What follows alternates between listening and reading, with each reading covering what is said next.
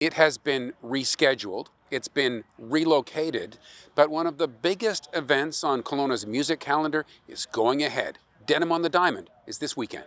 Wait a minute, we're not on a diamond anymore. Denim off the diamond now.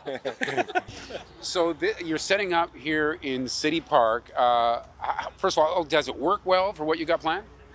Yeah, this is a great venue. This is meant for events, and I mean, King Stadium has treated us well for so many years, and I think just as it evolved, that's a sports field, so you have to be extra cautious and mindful because people love playing sports.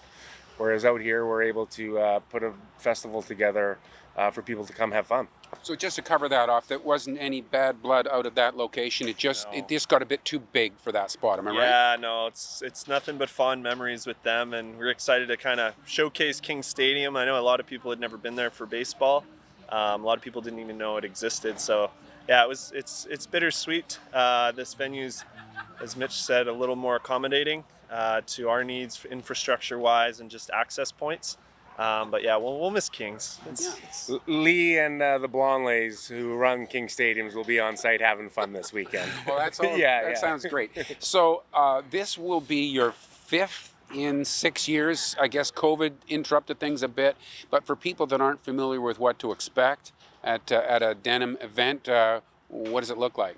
It's a community gathering, especially after what we've all went through. Like, we've always positioned ourselves as just people coming together for fun. We have great music, great artists from all across North America, some of the tops in their genres with Ernest and Mackenzie Porter and Talk and Bryce Vine. We have 10 local breweries, 10 local food trucks, 10 retailers. So it's really initiated with the idea of bringing local businesses to come support with a couple thousand people each night. Right. Any challenges to setting up here that compared to the old spot? Yeah, whenever you fix something at the last location, a new problem arises. So I mean, the King Stadium walls provide a lot of natural fencing for us. So the amount of fencing and infrastructure in addition to this site makes it a little more challenging, but you get a bigger footprint too, so it's worth it. And Mitch, you were saying that one of the reasons you needed to have access to a big number of people is you want to welcome firefighters here. Yeah, so we had already reached capacity at King's Stadium, and we had so many friends and so many first responders who had come out and saved homes and saved lives about a month ago. Is that only a month? It feels like almost. Yeah. It's like, yeah, and we wanted to invite them just for their hard work and a bunch of the charities who stepped up in times of need. So there'll be a couple hundred firefighters on site taking in the weekend. Right.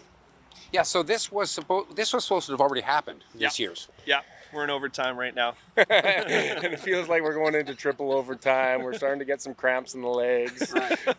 You taking any flack for that? Yeah. I wouldn't say flack. I mean, obviously, when you plan for something and buy a ticket, your expectation is it'll happen. But the reality is the live music industry and anything outdoors in general, you got to be flexible with your dates. And yeah, trying to reschedule artists, and I equated it to trying to complete a Rubik's Cube with your eyes closed using only your feet. Yeah, that's what it felt like at times. So with feet. Yeah. And I think on the other side, there were so many businesses that were hurt by that with the travel ban. You realize how much is out of your control with a lot of these things as small business owners in the community.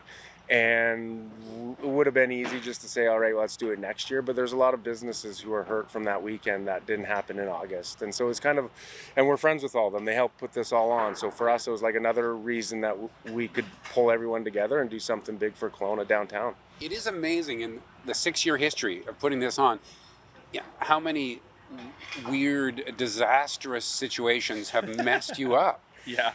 I mean, yeah, it's kind of showbiz, baby, right? That's what they say. Yeah, we expect more moving forward. Like, that's just the reality of it, and you just build in some more contingencies, and you through experience, you realize what can go wrong, probably will go wrong at some point, and you got to be ready for it. Yeah. We've had lightning, there was floods on another year, then we went through COVID, up at Big White for altitudes, we've had blizzard winds, and now this year there's forest fires. But you've never had locusts. No, yeah. If the lake turns red and we get locusts, we're done. That's when we're calling it. Guys, appreciate it, and good luck with the event. Thank you so much. Appreciate it. And thanks for watching Kelowna Now.